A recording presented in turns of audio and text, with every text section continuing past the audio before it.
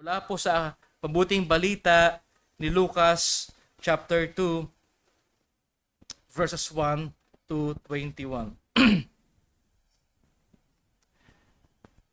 Nang panahong iyon, iniutos ni Emperador Augusto na magkaroon ng census sa lahat ng naasakupan ng imperyo ng Roma. Ang unang census na ito ay ginawa noong si Cirenio ang gobernador ng Syria, kaya't umuwi ang mga tao sa sarili nilang bayan upang magpatala.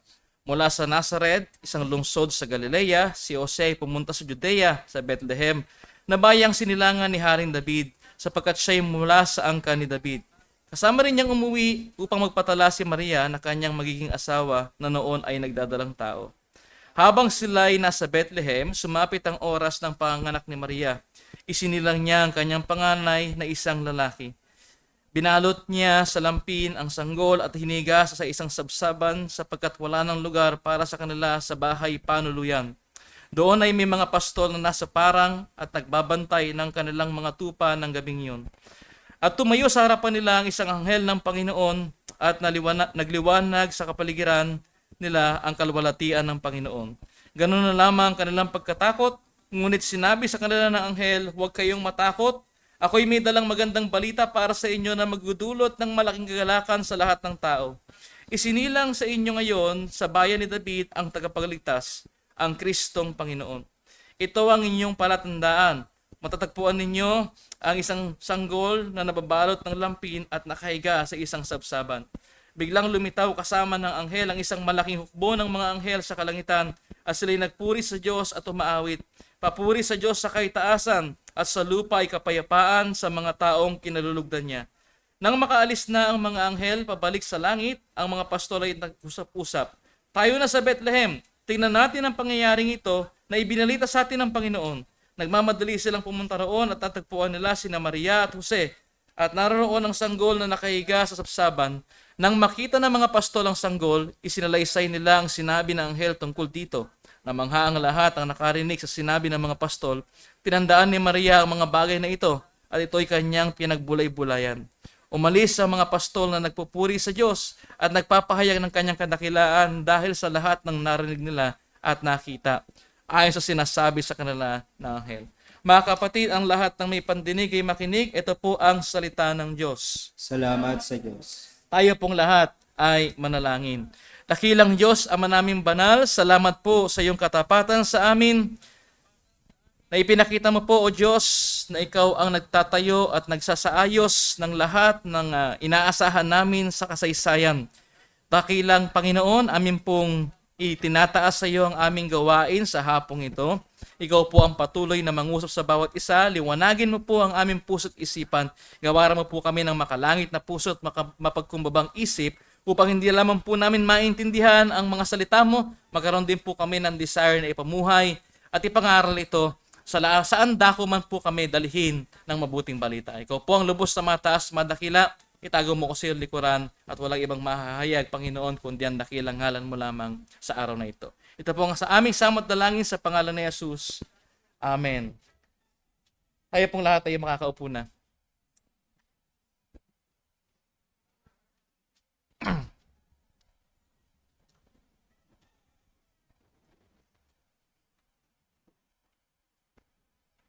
Isang makabuluhang Pasko po sa inyong lahat. Maligayang Pasko. Marami po nag-celebrate ng Kapaskuhan pero hindi talaga ho makabuluhan dahil hindi naman nila naiintindihan. Sa bawat Pasko po, hindi mo ba sanay na sanay tayo na may mga ilaw na kumikislap, may mga awiting paulit-ulit, hindi ho ba?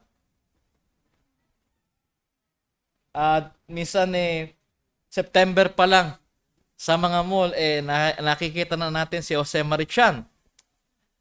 May mga kwentong tila pamilyar na sa ating isipan kapag meron po tayong tinatanong kung ano ang tunay na diwa ng Pasko.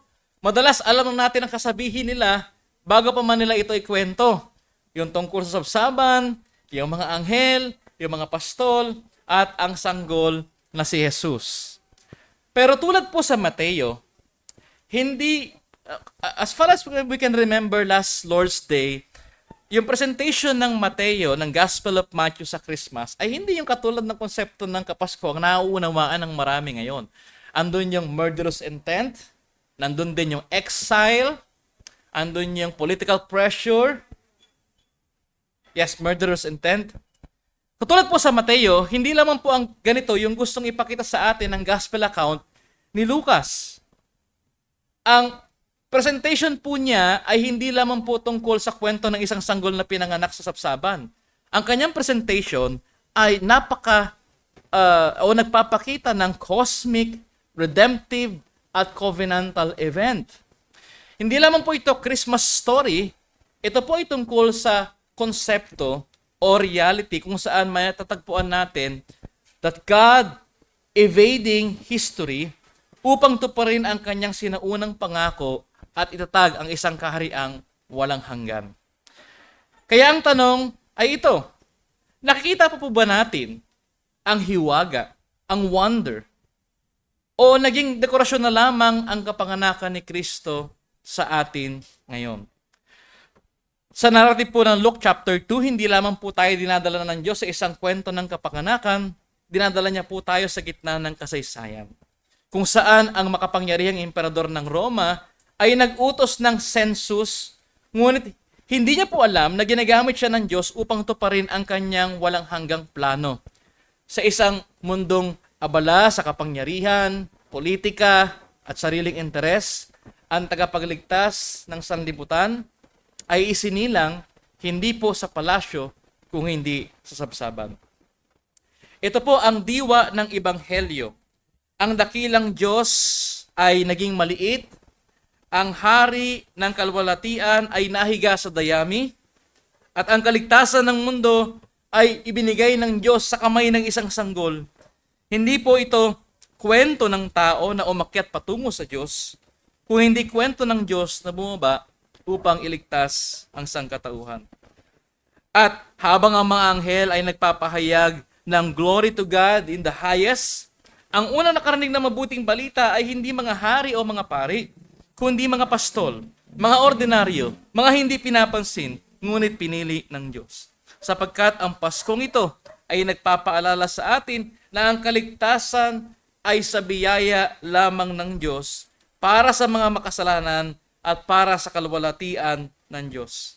Kaya ngayong pong Pasko, habang muli natin binubuksan ang narrative ng Luke chapter 2, hindi lamang po tayo magkakaroon ng pag-alaala sa kung paano ipinanganak si Jesus. Kailangan maunawaan natin ay itong katotohanan na ito. Bakit ipinanganak si Jesus?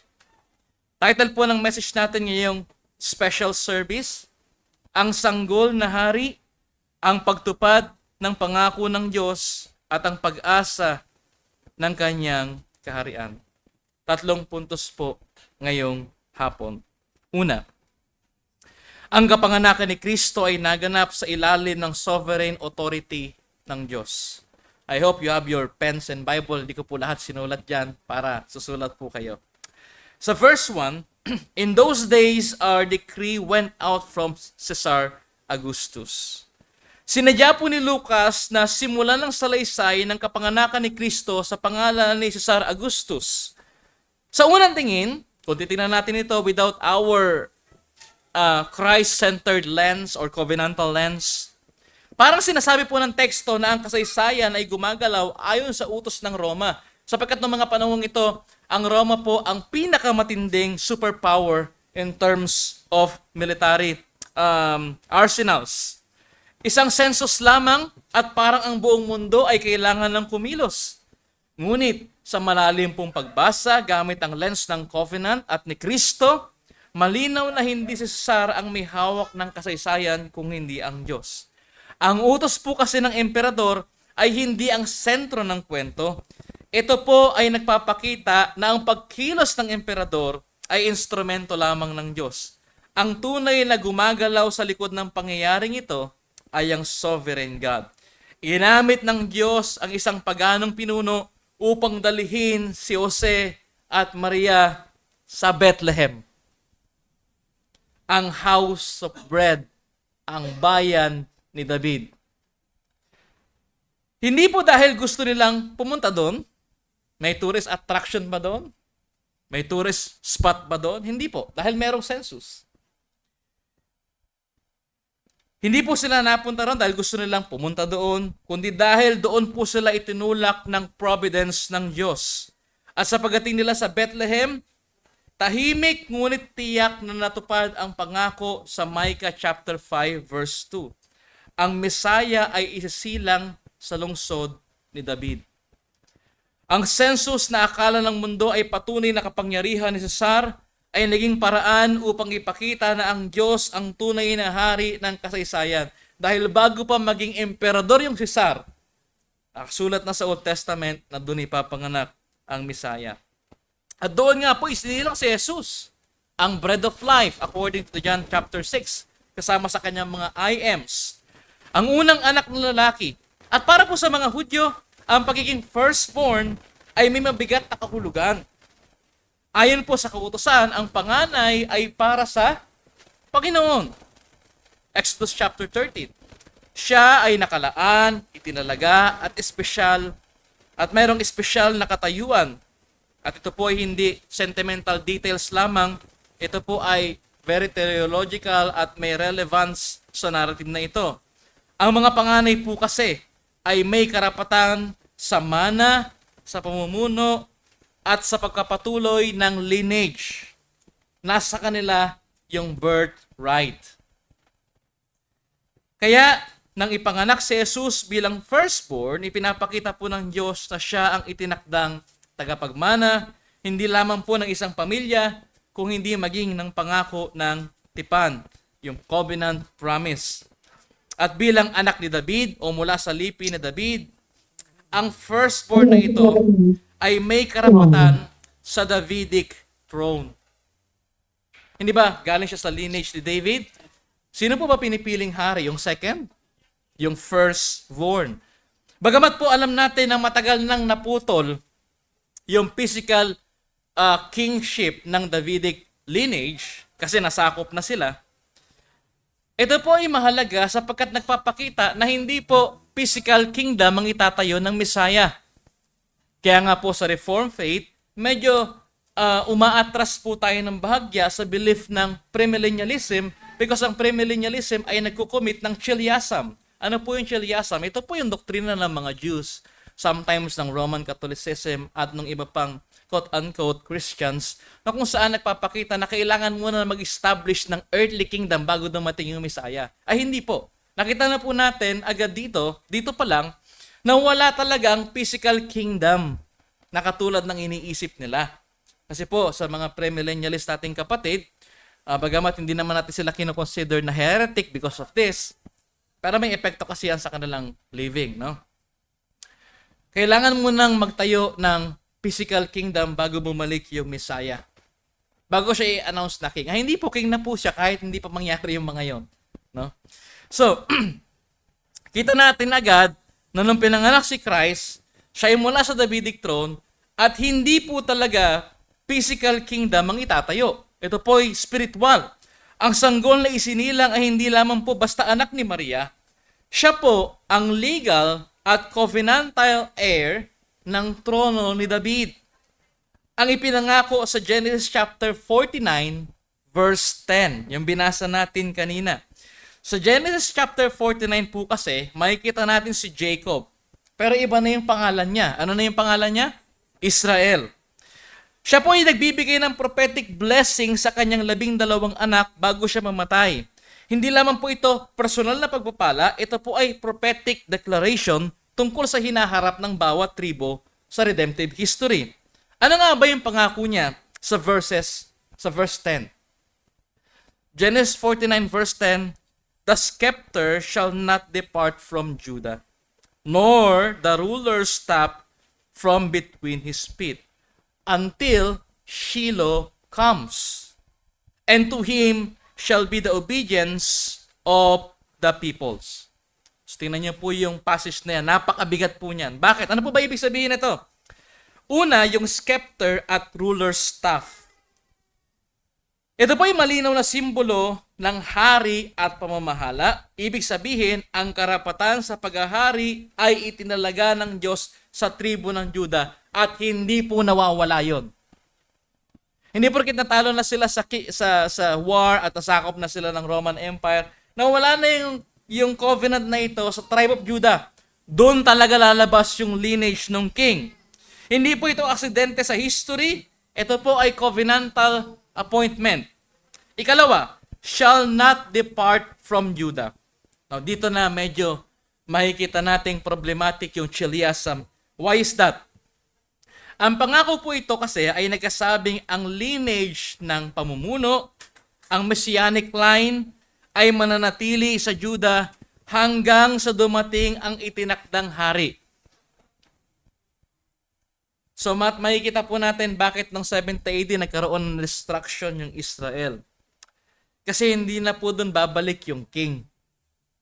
Iba na yung kingdom ng king spiritual na ito. Ito yung church na, yung true Israel. Ang true Israel ay si Kristo at kaya naging true Israel ang church is because under yung church sa federal headship ni Christ.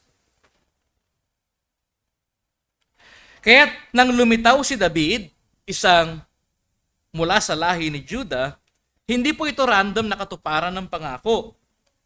Ito po ay ayon sa disenyo ng Diyos. Kaya kung matatandaan natin yung kwento ni David, no, na connected kay Samuel, ang huling hukom, sinabi ng Diyos sa kanya, pumunta ka sa bahay ni Jesse. Andun yung isa niyang anak. No? Wala pala doon actually, literally nasa bukid yung kanyang huling anak, si David. Pangatlo, until Shiloh comes. Sino ba yung Shiloh na binabanggit dito? Ano ba yung Shiloh? Sa Reform at Orthodox Christian interpretation, ang Shiloh po ay tumutukoy sa Messiah, ang tunay at huling hari. Siya ang tagapagdala ng kapayapaan, may karapatan sa trono, at pagtitipunan ng pagsunod ng mga bayan. Ikaapat, to him shall be the obedience of the peoples. Hindi lang Israel ang saklaw ng hari mula sa Judah, ang kanyang paghahari ay magiging universal. Ang mga bansa ay sasailalim sa kanya. So alam natin agad, hindi ito yung sinasabi ng Chiliasm na merong o i-restore yung kingdom talaga ng Israel. No, hindi po. Yung paghaharing binabanggit dito as far as covenant theology is concerned ay ang church kung saan naghahari ang ating Panginoon. Kaya ito po yung nagpapakita ng isang malinaw na Christological trajectory. Papunta talaga siya kay Christ at sa church. Ang question po, paano ito natupad kay Kristo? Sapagkat si Jesus ay mula sa tribu ng Judah. Matthew chapter 1, Luke chapter 3. If you look at his lineage, siya ay anak ni David. Fulfillment ng 2 Samuel chapter 7. Ang Shiloh na dumating, yung Messiah na dumating, at yung hari na may walang hanggang trono. Kaya nang ipanganak si Jesus sa Bethlehem bilang firstborn, hindi lamang po ito family detail. Ipinapakita nito ang ipinangakong hari ng Genesis 49 ay dumating na. Ang sabsaban ay hindi po pagtanggi sa kanyang pagiging hari.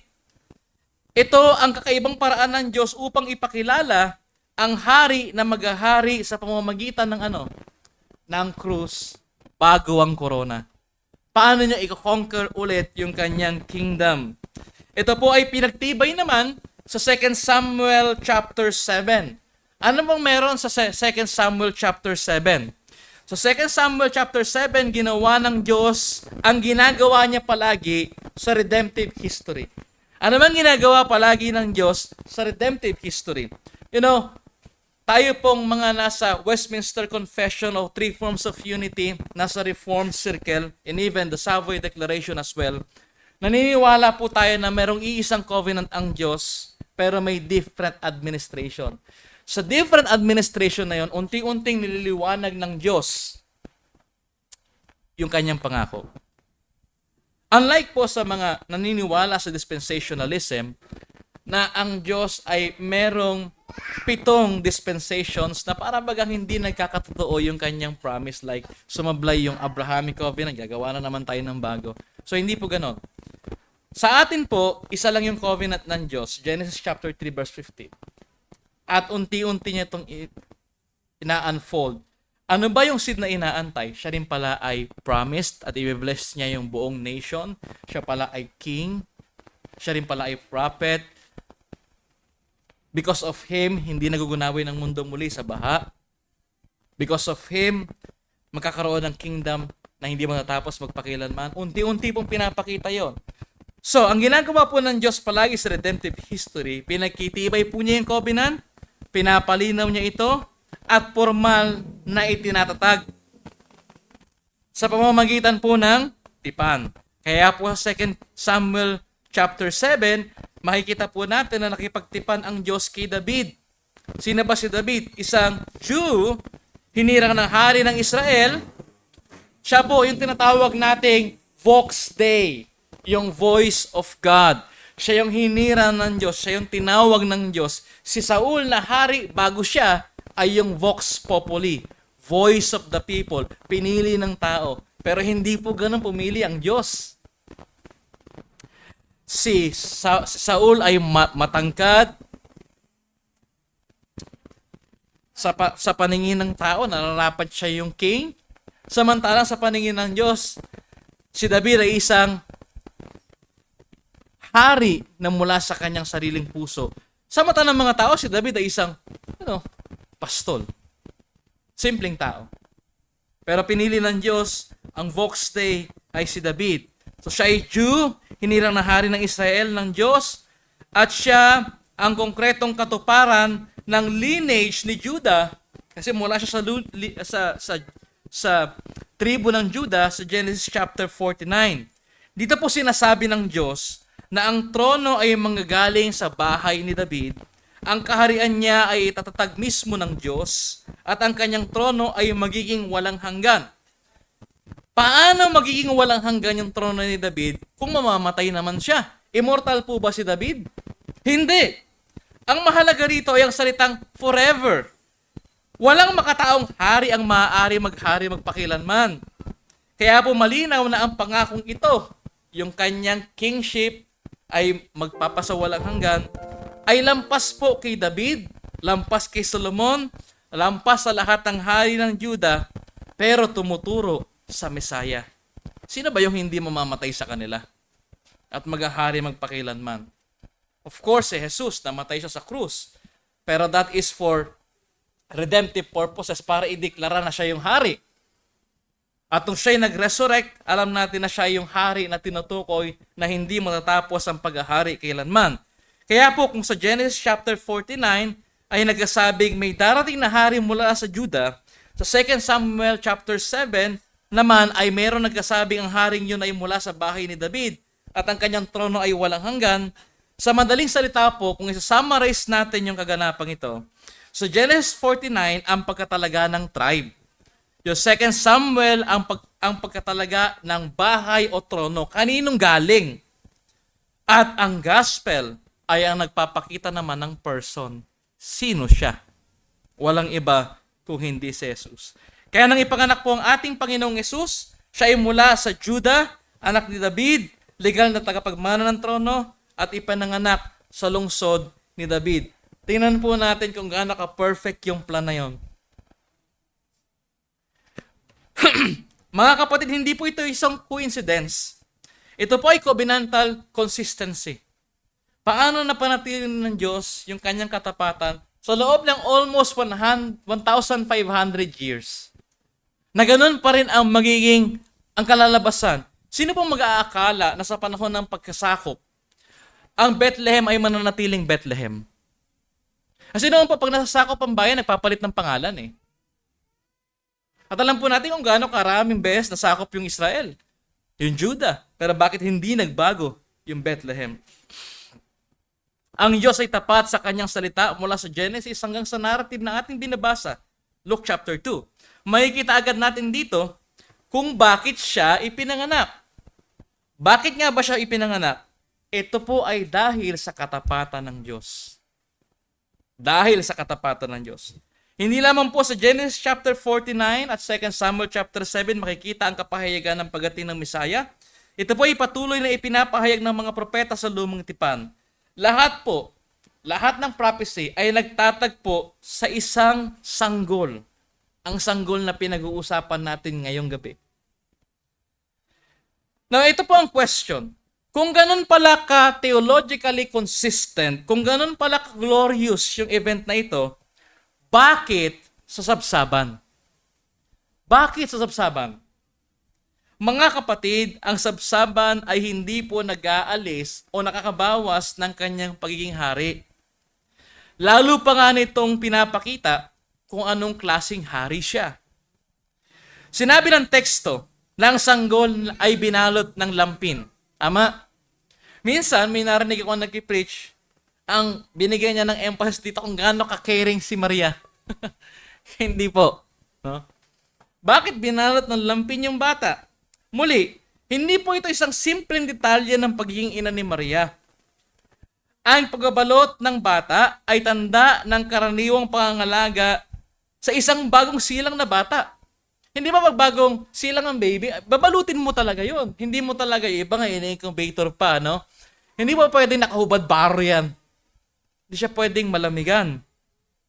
Pinapakita po nito na walang espesyal, walang maringal, walang kakaiba sa batang ito. Ang hari ng kaluwalhatian ay tinanggap ng mundo sa paraan ng mga mahihirap. Ipinapakita nito ang kanyang simplicity ng magkatawang tao siya. Si Kristo po na may buong prerogative na piliin ang kanyang kalagayan pagdating niya sa mundo, ay piniling pumasok sa pinakasimple, pinakapayak na paraan. Ito po ay hindi kawalan ng kakayahan. Ito po ay voluntaryong pagpapakumbaba. Dahil ang incarnation ay hindi po subtraction sa deity ni Jesus. Ito ay addition sa kanyang hindi matatawarang attributes. Can you imagine? Meron siyang prerogative piliin kung sinong magiging magulang niya, saan siya ipapanganak at paano siya ipapanganak. Ano ang pinili niya? Hindi po ito kabawasan sa kanyang pagka-Diyos katulad ng paniniwala ng bawat mga hindi naniniwala sa totoong kahulugan ng pagkakatawang tao ni Jesus. Pero sa atin pong nauunawaan ito po'y karagdagan sa attributes ng Diyos. Bagamat siya ay napakataas, ang pinili niya po ay yung pinakamababa. Sinasabi po ng talata na inilagay siya sa sabsaban. Hindi po sinasabi ng teksto na sa isang modernong stable nakalagay yung manger na yon. Hindi po, parang ganito, konkreto. Sa konteksto po kasi ng unang siglo, maaaring ito po isang yungib. Pwedeng isang cave, pwedeng isang open-air shelter, o isang bahagi ng bahay na mahirap, kung saan yung bahay po kasi ng mahirap sa kanila noon, magkasama yung hayop, yung mga alagang hayop, at saka yung mismong residente ng bahay na yon. Hindi natin alam kung ano ba talaga yung itsura ng sabsaban. Ano man po ang eksaktong anyo, pero may pinapakita po itong malinaw na punto. Walang lugar para sa kanya sa isang normal na tirahan. Nung pinanganak siya, hindi po katulad kung paano tayo pinanganak lahat. Ang tagapagligtas sa sanlibutan ay inilagay sa lalagyan ng pagkain ng hayop. Hindi dahil wala siyang karapatan sa mas maayos na kalagayan, kung hindi dahil yun ang kanyang piniling tahakin para sa atin. Ganon po siya kadakila kung ikukumpara sa karamihan sa atin na malungkot kapag wala tayong handa sa Pasko. Na malungkot kapag may kulang sa atin sa Pasko. Na malungkot kapag wala tayong Christmas bonus sa Pasko. Na malungkot kapag wala tayong bagong cellphone, bagong damit sa Pasko. Kabaligtaran. Totoong mahalaga na magkakasama ang pamilya sa Pasko. Don't get me wrong, that is very important, that's beautiful. Pero ito po'y larawan ng covenant family ng Diyos dahil kay Jesus. Ito po'y paalala na merong reunion pagbalik ng ating Panginoon as part of His kingdom. Huwag nating alisin yon. Huwag nating palitan na hindi tayo magsisimba, hindi natin kikilalanin yung Diyos as long as na may family gathering tayo, and that's very important. Rather than celebrating Christ sa kanyang ginawa para sa atin. Totoong maganda po kapag maliwanag ang Pasko. Totoo pong maganda kapag pinondohan natin yung liwanag ng ating munisipyo ng 4 million pesos. Maganda yun. Pero, ito po'y paalala na ang tunay na liwanag ay dumating sa sanlibutan at hindi nagapi kailanman ng kadiliman. Huwag nating palitan yun. Huwag nating alisin yun. Hindi ba pwedeng mas maliwanag yung Christmas light ng bahay natin, pero hindi natin kilala at hindi natin alam na inalis tayo ng Diyos mula sa kadiliman patungo sa kanyang liwanag. Totoo pong masaya dahil may gift, may bonuses sa Pasko. Pero ito po'y pag-alaala ng katapatan ng Diyos sa tunay na kailangan natin at sa tunay na regalo na binigay sa atin ng Diyos, si Jesus. At hindi po natin dapat alisin yon.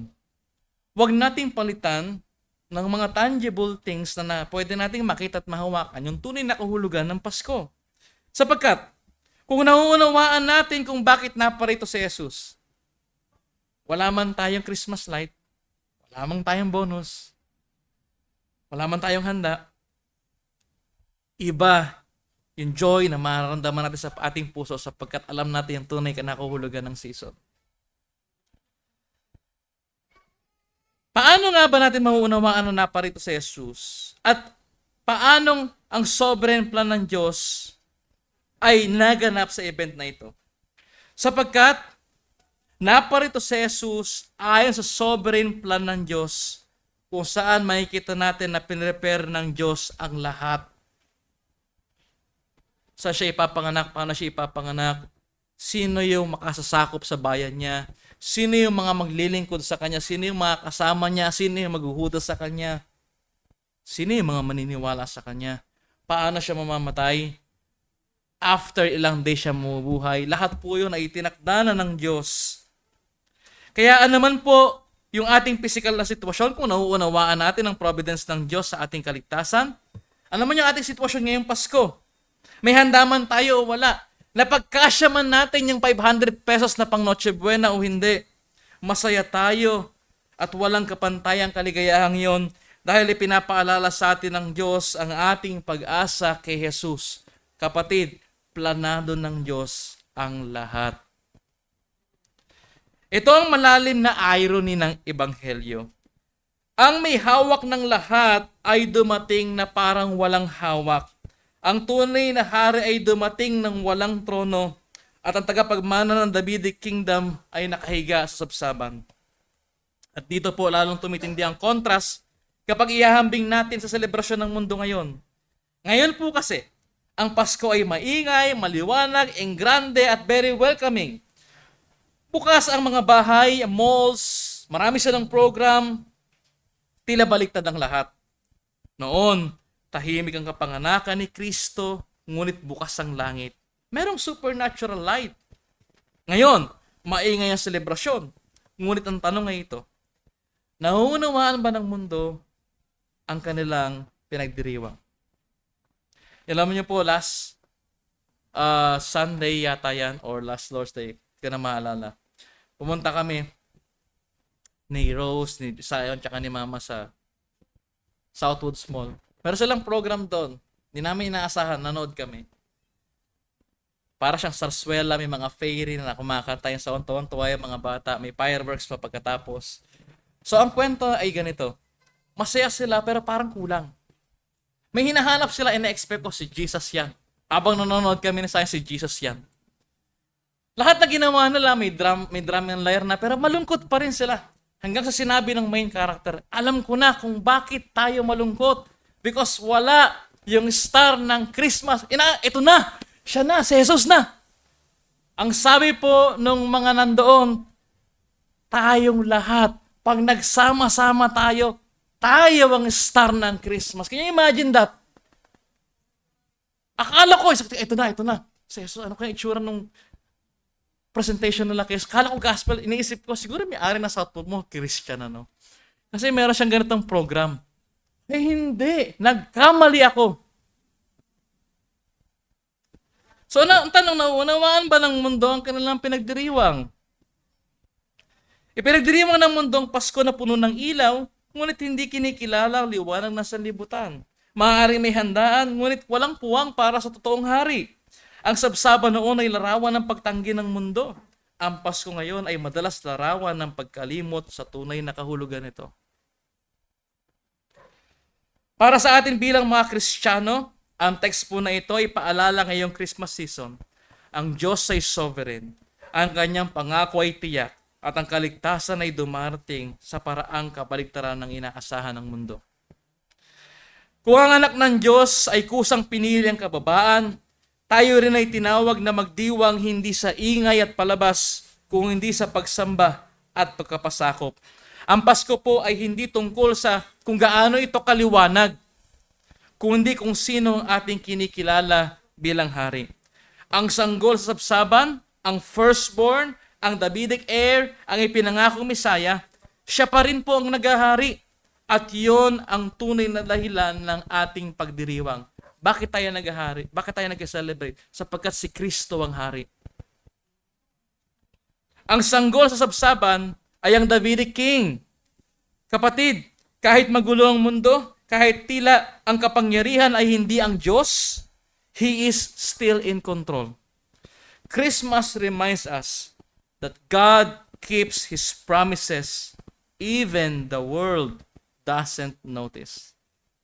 Pangalawang puntos po, ang mensahe ng kapanganakan ni Kristo ay ebanghelyo ng kaligtasan at kapayapaan.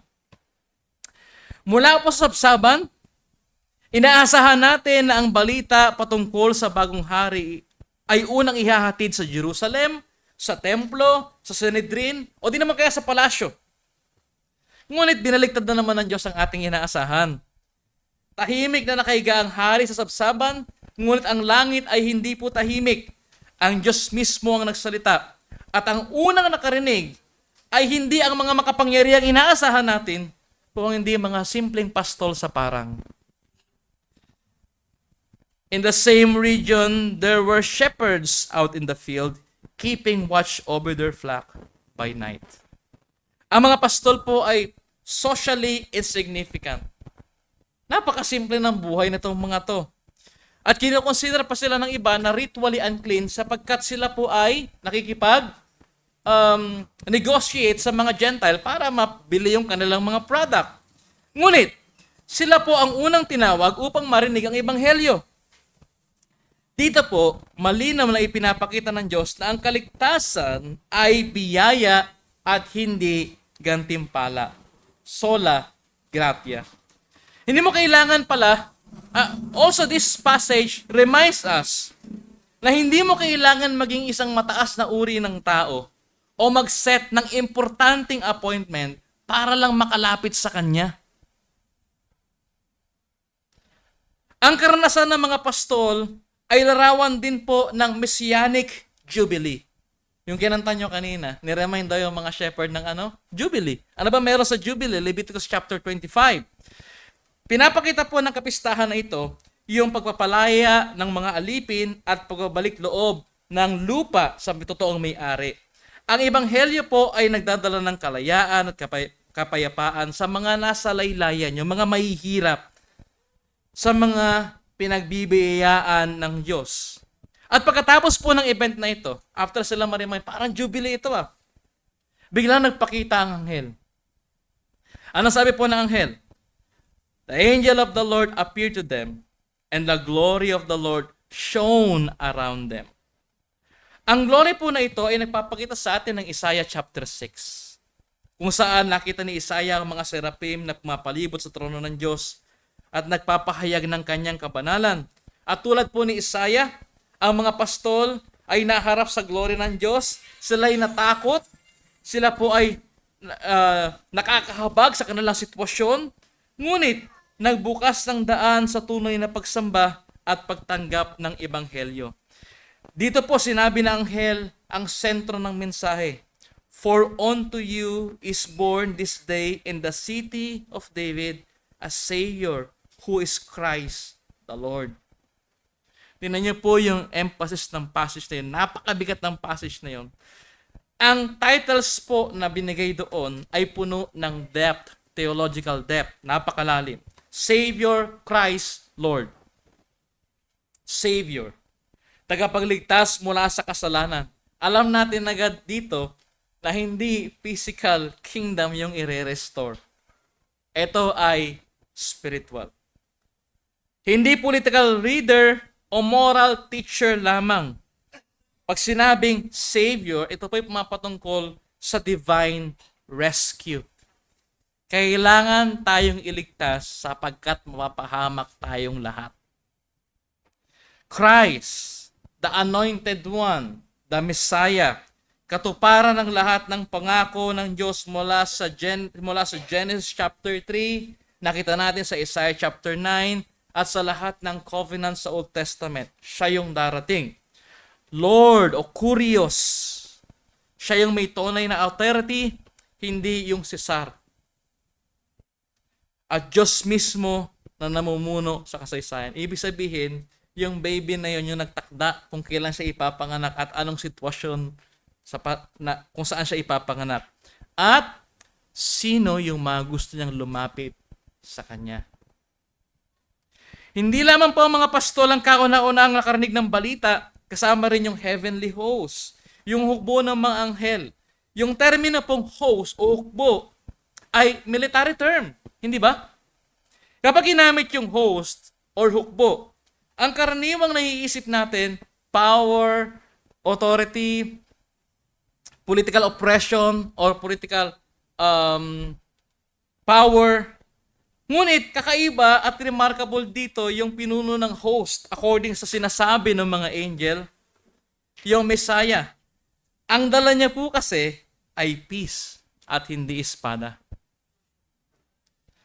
At hindi po ordinaryong peace ito.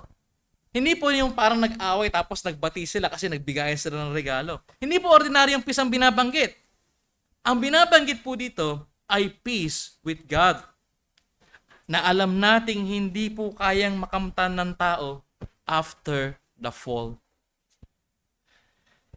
Ito po ang kapayapaang ipinangako sa Isaiah chapter 9 verse 6, the Prince of Peace. At ang kapayapaang ito ay dadalhin ng batang ipinanganak, si Jesus mismo. Pagkatapos po sinabi ng mga angel, "Glory to God in the highest, and on earth peace among those with whom He is pleased." Sa Reformed perspective, ito po ay puno ng theological depth once again. Pag sinabing glory to God in the highest, ang lahat ng ginagawa ng Diyos mula sa simula at sa tagpong ito sa kapanganakan ni Kristo ay para sa Kanyang glory. Ito po ay nagpapakita ng Kanyang sovereignty at majesty. Hindi sa pamamagitan ng espada, kundi sa pamamagitan ng Kanyang sariling plano. Eschatologically, ito po ay foreshadow ng eternal worship sa trono ng Diyos. Revelation chapter 4 hanggang 5.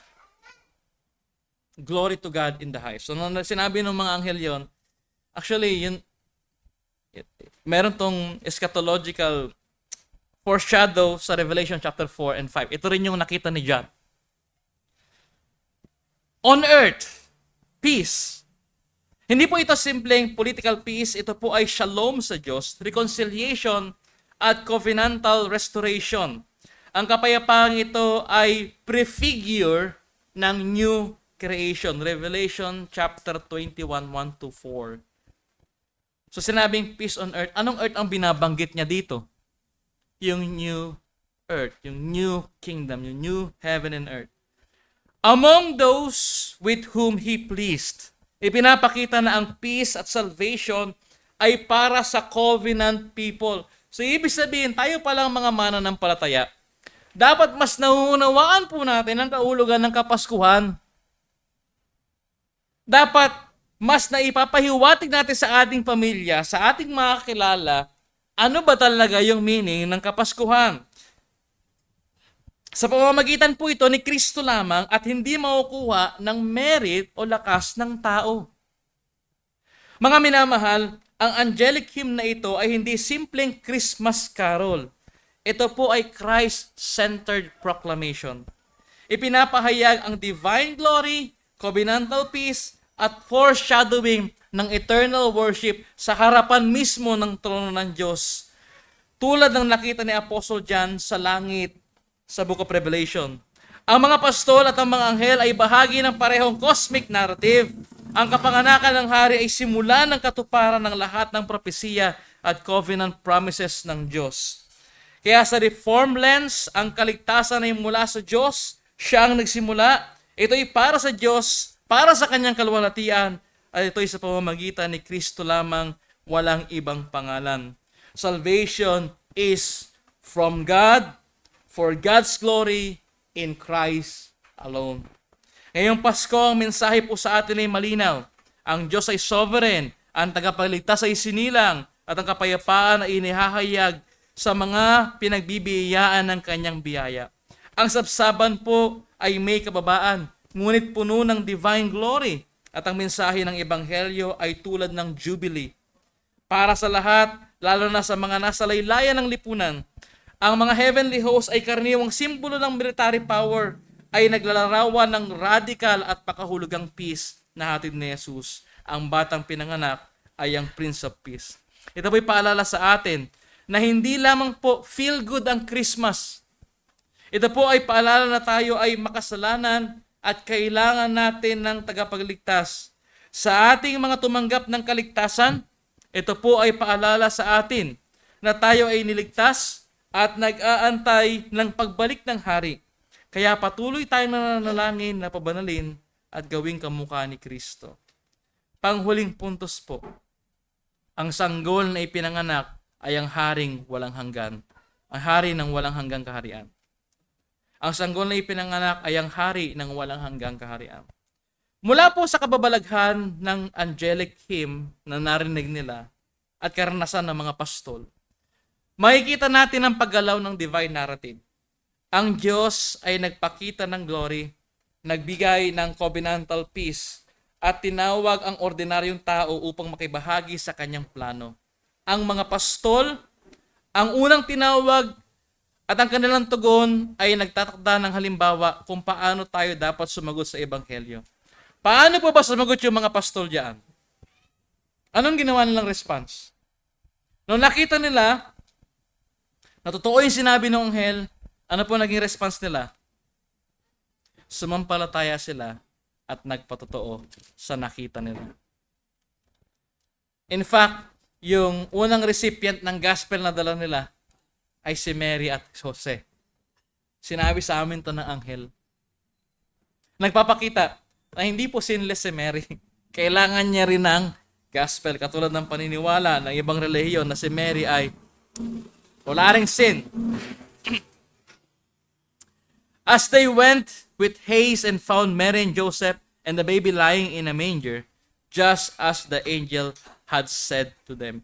Hindi nila iniwan po yung kanilang responsibilidad. Ano po ba yung responsibilidad nila? Pastor, iniwan nila yung mga tupa nila. Paano mo nasabing hindi nila iniwan yung kanilang responsibility?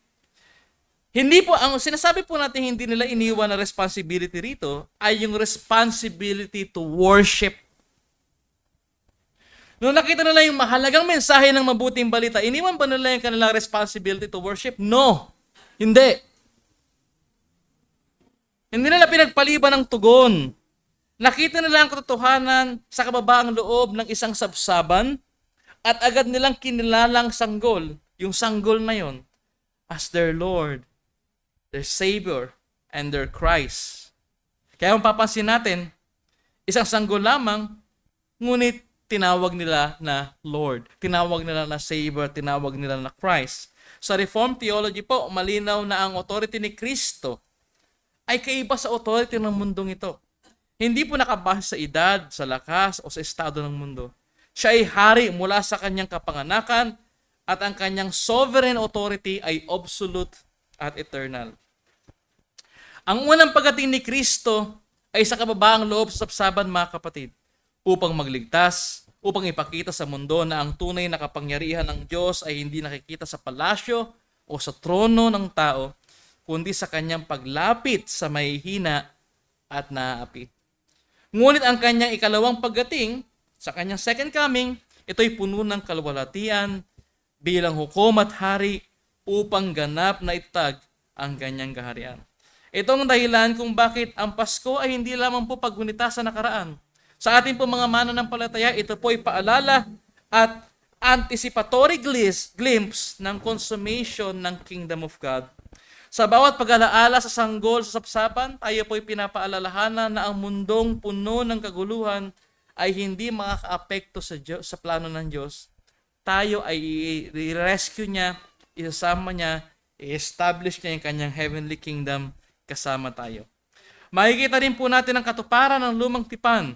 Sa Daniel chapter 7 verses 13 to 14, ang anak ng tao ay bibigyan ng eternal kingdom. Hindi po ito pansamantala, kundi walang hanggan at hindi matatapos. Isaiah chapter 11, restored creation. Lahat ng nilikha ay pag-aari at mapapamahalaan ng kanyang katarungan at kapayapaan. Psalms chapter 2, ang anak ang tunay na hari ng lahat ng bansa. Lahat ng pamahalaan at kapangyarihan sa lupa ay nasasaklaw sa kanyang sovereignty. Ngayong Pasko, ang mensahe ay malinaw at napakatindi mga kapatid. Ang Diyos ay sovereign at ang kanyang plano ay tapat at hindi nagkukulang. Ang kaligtasan ay dumating sa pamamagitan ni Kristo lamang. Walang ibang pangalan ang makapagliligtas. Ang sanggol sa sabsaban ay ang hari ng walang hanggan at magtataguyod ng eternal shalom sa lahat ng kanyang panili. Ngunit, narito po ang isang relevant na tanong para sa atin. Sa kabila ng mga in-announce ko na katuparan na siya yung may eternal kingdom, king, ano ang itutugon natin sa katotohanan ito? Paano tayo tutugon? Pastor, mamimigay tayo ng hamon. Wala tayong ganun. Isa lang yung hamon sa bahay. Iniisip ko pa, paano kaya abot ng New Year to? No? Pastor, ganito gawin natin and so on. Paano tayo tumagon? Ito po. Bibigyan ko kayo ng mga tanong at hayaan ko kayong kumbiktahin ng Santong Espiritu. Tayo ba ay mga taong naghihintay, umaasa sa kanyang pagbabalik at hindi nakakalimot sa kahalagahan ng Ebanghelyo? Minsan po kasi, pag mabait yung kapitbahay natin, kahit unbeliever, binibigyan tayo ng ulam, ayaw na natin share ng gospel, thinking, mabait naman siya. Simulan po natin sa analyzation kung ano yung hindi gospel. Yung hindi po gospel ay yung repentance at good works. Yung repentance ay avenue para kilalanin natin yung gospel at yung good works ay result after natin maunawaan yung gospel. Ano po yung gospel? Yung life, yung birth, yung life, death, and resurrection ni Jesus for us to be saved. That is the gospel. Ang punto is, hindi lang basta magpakita tayo ng mabuting gawa, hindi lang basta magpakita tayo ng totoong pagsisi sa ating kapitbahay na hindi mananampalataya, kundi mismong ipakita natin sino si Jesus sa buhay natin. Pangalawang tanong, tayo ba yung mga taong nagpapahayag tulad ng ginawa ng mga pastol at hindi natatakot na ipaalam sa iba ang kabutihan ng Diyos? Panghuli at higit sa lahat, tayo ba yung mga taong sumusunod sa hari? Ipinaubayan na ba natin ang ating buhay sa kanyang sovereignty, maging sa araw-araw nating desisyon at ganoon din sa ating puso? Sa mga tanong po na ito, makikita agad natin paano tayo tumugon sa glorious reality ng katapatan ng Diyos sa kapanganakan ng Panginoon. Tandaan po natin, ang Pasko ay hindi lamang po kasayahan, ilaw at regalo. Ito po ay radikal at napapanahong paalala na ang hari ng lahat ay nagpakumbaba, isinilang sa sabsaban upang dalhin ang tunay na kapayapaan at kaligtasan. Ang kababaang loob ng kanyang kapanganakan ay mas malaki at mas malalim kaysa sa anumang kapangyarihan o karangyaan ng mundo. Sa bawat isa sa atin, hinihintay niya ang parehong tugon. Paano tayo tumugon? Dapat po may pagsamba, pagtitiwala, at pagsunod. Tulad po na sinabi ng heavenly host, "Glory to God in the highest, and on earth, peace among those with whom He pleased." Ngayong Pasko, huwag lang nating ipagdiwang ang nakaraan. Hayaan natin ang ating buhay ay mapasakop sa kanyang kabuuang paghahari at maging mga saksi ng kapayapaang dala niya sa ating pamilya, sa ating community, at mundong puno ng kaguluhan. Ngayong Pasko, wag lang po nating ipagdiwang ang kapanakan ni Jesus. Ipailalim natin ang ating buhay sa kanyang paghahari. Maligayang Pasko po sa inyong lahat. Tayong lahat po ay manalangin. Manaming Diyos, salamat po sa iyong dakilang kabutihan na ipinakita sa amin sa kapanganakan ng iyong anak na si Jesus. Salamat po sa kanyang kababaang loob, sa kanyang pagdating upang magligtas at sa kapayapaang tanging siya lamang ang makapagbibigay. Panginoon, tulungan mo po kami na higit na maunawaan ang kahulugan ng Pasko, na hindi lamang po ito isang selebrasyon, kundi paalala na si Jesus ang hari ng aming buhay.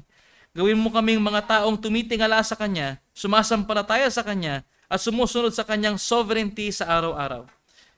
Naway ang Kanyang kapayapaan ay mamuhay sa aming puso, pamilya at community, at naway maging mga saksi kami ng Kanyang pagmamahal sa lahat ng nakapaligid sa amin. Lahat ng ito ay aming hinihiling sa pangalan ni Jesus, ang aming tagapagligtas at Prince of Peace. Amen.